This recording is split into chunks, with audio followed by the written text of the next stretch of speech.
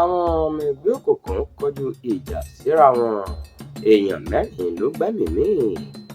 Ó kéré tán èèyàn mẹ́rin ló ti sọ ẹ̀mí wọn nù nígbà tí ìjà bẹ́ sílẹ̀ láàrin àwọn ọmọ ẹgbẹ́ òkùnkùn ní ọjà Àfọ̀ lágbègbè Nwafia níjọba ìbílẹ̀ Njọkọka nípínlẹ̀ Anambra lọ́jọ́ Sunday tó kọjá yìí. Nígbà tí agbẹnusọ fún iléeṣẹ́ ọlọ́pàá ìpínlẹ̀ náà SP Tochukwu Ikenga ń sọ̀rọ̀ nínú àtẹ̀jáde kan lọ́jọ́ Ajé Monday ọ̀sẹ̀ yìí ló fi ìdí ìṣẹ̀lẹ̀ náà múlẹ̀.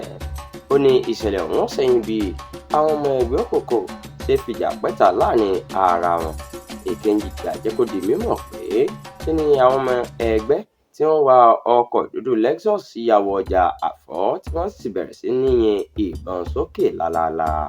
Ṣùgbọ́n ṣe ni wọ́n bá ẹsẹ̀ wọn sọ̀rọ̀ kó tó di pé àwọn ọmọ iléeṣẹ́ ọlọ́pàá dé ibi ìṣẹ̀lẹ̀ ọ̀hún.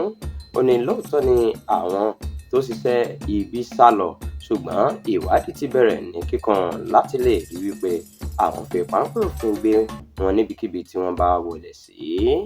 Ikenga tó fi dáwọn aráàlú lójú pé iléeṣẹ́ ọlọ́pàá ò ní tẹ́tí láti dáwọ́ ìjàmbá àwọn ọmọ ẹgbẹ́ òkùnkùn dúró nípìnlẹ̀ náà.